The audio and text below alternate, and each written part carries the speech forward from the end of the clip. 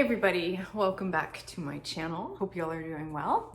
I decided that I was going to do this video about cultural appropriation. I know this is veering off of vegan beauty and beauty stuff, but it's relevant and I would love y'all's feedback and opinions about the matter. So basically this is inspired by my friend Molly. She's Fashion Veggie on Instagram. Super sweet lady. I love and adore her. She was hosting like a date night with her hubby where it was like each room was going to be a different themed bar in a different part of the world. And I forget what it was specifically, but she posted something and it was like in some country bar in her house and someone was like, that's cultural appropriation. And she was like, oh my God, I didn't realize, na. And then she was like, she asked for people's opinion. So I thought I would do that here. And I wanted to give you my opinion on cultural appropriation and a little story about me being accused of cultural appropriation when I was definitely not in the wrong. And I'll tell you more about that. Maybe I'll actually start with that. So the US is a melting pot. We are known as that. That is very common knowledge. People have immigrated here from all over the globe, right? I happen to be half Indian. My dad, born and raised in Calcutta, very dark skin, looks very Indian. My mom happens to be fair, very fair, blue eyes, light hair, so I came out this like olive color.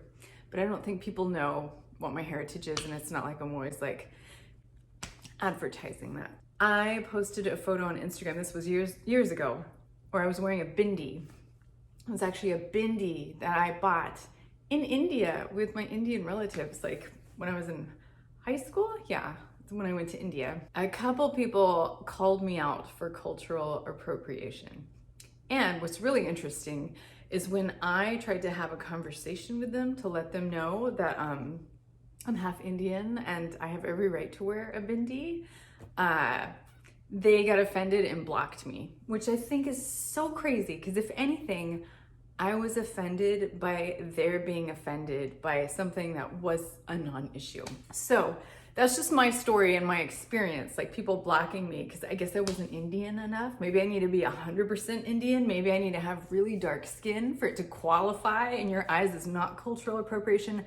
I don't know, but it's effed up, right? So my view on cultural appropriation is, I mean, where do we draw the line, right? Like for instance, my septum ring, like so many people in India have septum rings. It's also like a known tribal thing. And like, okay, are you wearing a septum ring? Do you have tattoos? Do you eat freaking Chinese food? Like, where do you draw the line as far as embracing and sharing someone's culture, showing appreciation? I, for one, think as long as you're doing it with respect and gratitude and good intention, I feel like it's okay. Unless it's super sacred and it's known in that culture, like, this is that, this is a ritualistic thing, like that, this does not go beyond our circle, that kind of thing. Okay, I get that. Anglo people wearing saris to Indian weddings, like, is that cultural appropriation? No, I think they are honoring the experience, and I don't think anyone at those Indian weddings is like, ooh, what is she doing? I think it's to be expected and also appreciated, I would imagine. Anyways, it's almost like with the veganism and people, you're not vegan enough, and it's like, if you don't live off the grid and you're growing your own stuff and you're not using cars or this or that, you can't be a purist, right? You cannot be a purist. So I guarantee you, these people who are being the purists with the whole cultural appropriation, I guarantee you they're eating Indian food and Japanese food and rocking tattoos and piercings and like, who are you to call someone out? Now, I get it. If it's done in a nasty way or in jest or if there's malicious intent, I 1000% back that as wrong. It all depends on the person. And I realize everybody has different levels of being offended, right? Not a whole lot offends me. I don't really get easily offended, but I feel like in 2020, everybody's hypersensitive. And I'm a sensitive person. I don't mean it like that. I mean, as far as being like overtly PC, where they're like, I don't know if it makes them feel good about themselves, like they're standing up for what's right, but a lot of times, like, people are just from their heart showing appreciation, right? I don't think that's a big deal. But everybody's different as far as how they see this. I'm very curious to know what your take on cultural appropriation is. Oh, this little hair doesn't want to behave. Like, where do you draw the line? Where does it seem wrong to you? Again, melting pot. Like, we're all a little bit of this, like 25% this and 1/32 this. Like, we're a whole bunch of everything. Like, how do we have to be a certain percentage enough for people to chill out? And how dare anyone assume anybody is one thing or the other based on their skin tone? Like, that's not even, that is offensive. That's offensive.